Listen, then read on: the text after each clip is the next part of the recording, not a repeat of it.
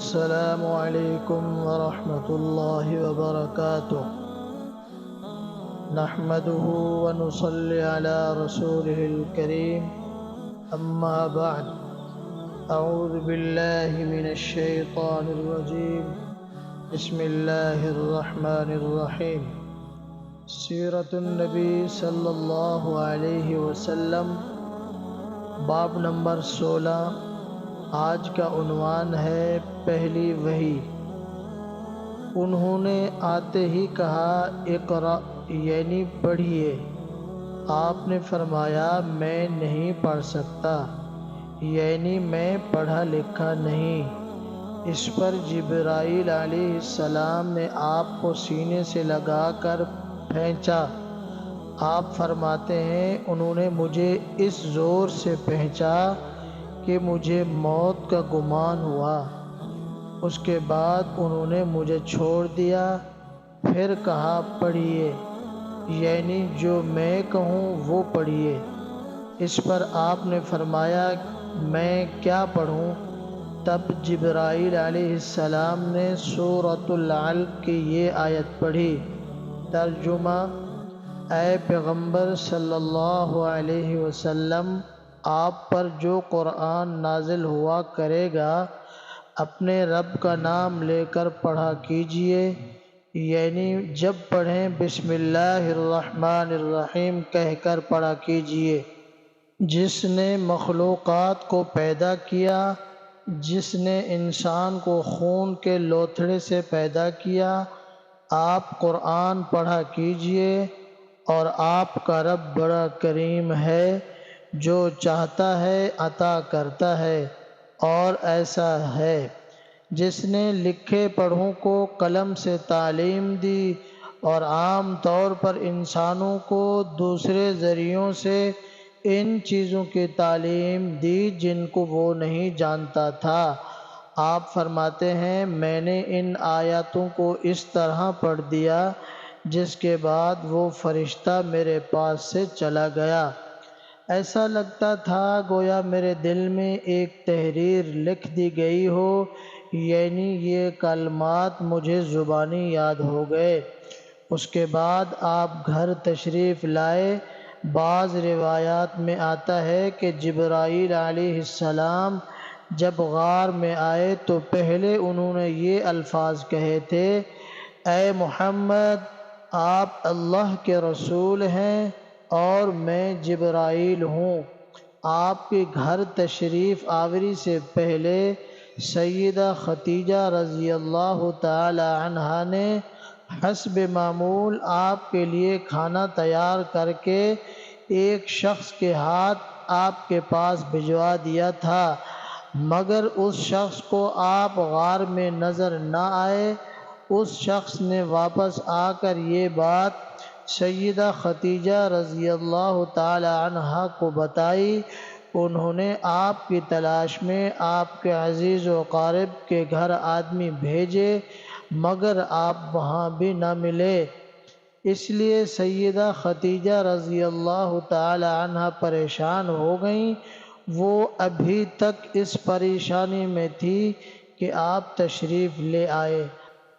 آپ نے جو کچھ دیکھا اور سنا تھا اس کی تفصیل سیدہ خدیجہ رضی اللہ تعالی عنہا سے بیان فرمائی۔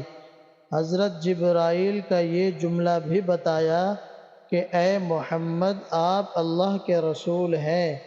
یہ سن کر سیدہ خدیجہ رضی اللہ تعالی عنہا نے کہا آپ کو خوشخبری ہو، آپ یقین کیجئے، قسم ہے اس ذات کی جس کے قبضے میں میری جان ہے، آپ اس امت کے نبی ہوں گے۔ پھر سیدہ خدیجہ رضی اللہ تعالی عنہا آپ کو اپنے چچا زاد بھائی ورقہ بن نوفل کے پاس لے گئیں۔ غار والا سارا واقعہ انہیں سنایا۔ ورقہ بن نوفل نے پرانی کتابوں کے عالم تھے۔ ساری بات سن کر وہ پکار اٹھے، قدوس قدوس، قسم ہے اس ذات کی جس کے قبضے میں میری جان ہے، خدیجہ اگر تم سچ کہہ رہی ہو تو اس میں شک نہیں ان کے پاس وہی ناموس اکبر یعنی جبرائیل آئے تھے جو موسیٰ کے پاس آیا کرتے تھے۔ محمد اس امت کے نبی ہیں، یہ اس بات پر یقین کر لیں۔ قدوس کا مطلب ہے وہ ذات جو ہر عیب سے پاک ہو۔ یہ لفظ تعجب کے وقت بولا جاتا ہے، جیسے ہم کہہ دیتے ہیں کہ اللہ اللہ۔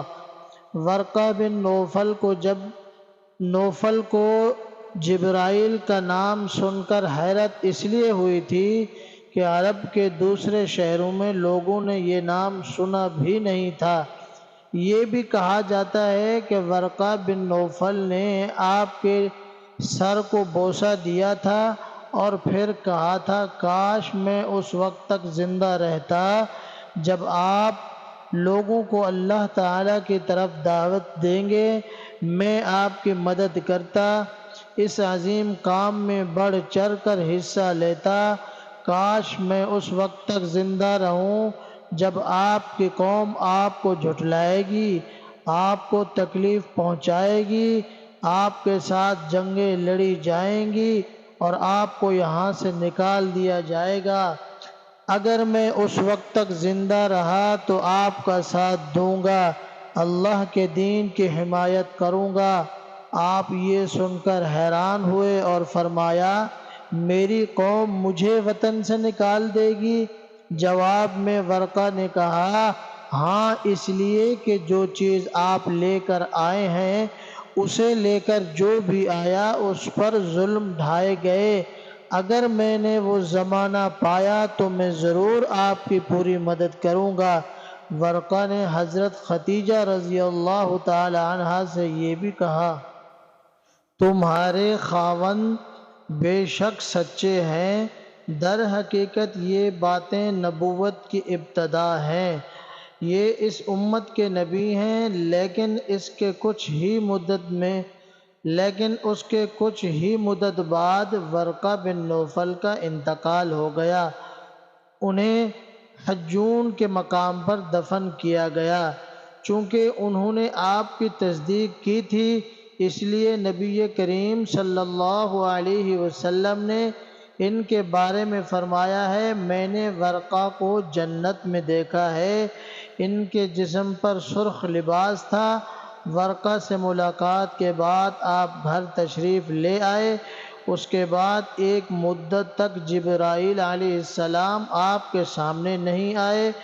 درمیان میں جو وقفہ ڈالا گیا اس میں اللہ کی یہ حکمت تھی کہ آپ کے مبارک دل پر جبرائیل علیہ السلام کو دیکھ کر جو خوف پیدا ہو گیا تھا اس کا اثر زائل ہو جائے اور ان کے نہ آنے کی وجہ سے آپ کے دل میں وحی کا شوق پیدا ہو جائے۔ چنانچہ ایسا ہی ہوا۔ جبرائیل علیہ السلام کی آمد کے بعد سلسلہ رک جانے کے بعد آپ کو صدمہ ہوا۔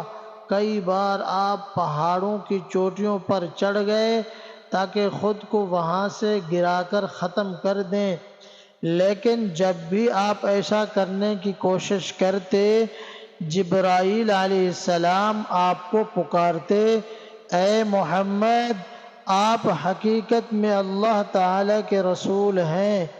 یہ کلمات سن کر آپ سکون محسوس کرتے، لیکن جب پھر وحی کا وقفہ کچھ اور گزر جاتا تو آپ بے قرار ہو جاتے، رنج محسوس کرتے اور اسی طرح پہاڑ کی چوٹیوں پر چڑھ جاتے۔ چنانچہ پھر جبرائیل علیہ السلام آ جاتے اور آپ کو تسلی دیتے۔ آخر دوبارہ وحی ہوئی۔ سورۃ مدثر کی پہلی 3 آیتیں اتریں۔ ترجمہ اے کپڑے میں لپیٹنے والے، اٹھو، یعنی اپنی جگہ سے اٹھو اور تیار ہو جاؤ، پھر کافروں کو ڈراؤ اور پھر اپنے رب کی بڑائی بیان کرو اور اپنے کپڑے پاک رکھو۔ اس طرح آپ کو نبوت کے ساتھ تبلیغ کا حکم دیا گیا۔ ابن اسحاق لکھتے ہیں سیدہ خدیجہ رضی اللہ تعالی عنہا پہلی خاتون ہیں جو اللہ اور اس کے رسول پر ایمان لائیں اور اللہ کی طرف سے جو کچھ حضرت صلی اللہ علیہ وسلم لے کر آئے اس کی تصدیق کی۔ مشرکین کی طرف سے آپ کو جب بھی تکلیف پہنچی، صدمہ پہنچا، سیدہ خدیجہ رضی اللہ تعالی عنہا نے آپ کو دلاسا دیا۔ سیدہ خدیجہ رضی اللہ تعالی عنہا کے بعد دوسرے آدمی حضرت ابو بکر ہیں جو آپ کے پرانے دوست تھے۔ انہوں نے آپ کی زبان سے نبوت ملنے کا ذکر سنتے ہی فوراً آپ کی تصدیق کی اور ایمان لے آئے۔ بچوں میں سیدنا علی رضی اللہ تعالی عنہ ہیں جو آپ پر پہلے ایمان لائے، اور ان کے ایمان لانے کا واقعہ کچھ اس طرح ہے۔ ایک دن آپ حضور نبی کریم صلی اللہ علیہ وسلم کے پاس تشریف لائے۔ اس وقت سیدہ خدیجہ رضی اللہ تعالی عنہا بھی آپ کے ساتھ تھیں اور آپ ان کے ساتھ چھپ کر نماز پڑھ رہے تھے۔ انہوں نے یہ نئی بات دیکھ کر پوچھا، یہ آپ کیا کر رہے ہیں؟ نبی کریم صلی اللہ علیہ وسلم نے ارشاد فرمایا، یہ وہ دین ہے جس کو اللہ تعالیٰ نے اپنے لیے پسند فرمایا ہے، اور اس کے لیے اللہ تعالیٰ نے اپنے اپنے پیغمبر بھیجے ہیں۔ میں تمہیں بھی اس اللہ کی طرف بلاتا ہوں، لات اور عزہ کی عبادت سے روکتا ہوں۔ حضرت علی نے یہ سن کر عرض کیا، یہ ایک نئی بات ہے، اس کے بارے میں نے آج سے پہلے کبھی نہیں سنا، اس لیے میں اپنے بارے میں ابھی کچھ نہیں کہہ سکتا۔ میں اپنے والد سے مشورہ کر لوں۔ ان کا جواب سن کر آپ نے ارشاد فرمایا، علی، اگر تم مسلمان نہیں ہوتے تو بھی اس بات کو چھپائے رکھنا۔ انہوں نے وعدہ کیا اور اس کا ذکر کسی سے نہ کیا۔ رات بھر سوچتے رہے، آخر اللہ تعالیٰ نے انہیں ہدایت عطا فرمائی۔ سویرے آپ کی خدمت میں حاضر ہوئے اور مسلمان ہو گئے۔ علماء نے لکھا ہے، اس وقت حضرت علی رضی اللہ تعالی عنہ کی عمر 8 سال کے قریب تھی۔ اس سے پہلے بھی انہوں نے کبھی بتوں کی عبادت نہیں کی تھی۔ وہ بچپن ہی سے نبی اکرم صلی اللہ علیہ وسلم کے ساتھ رہتے تھے۔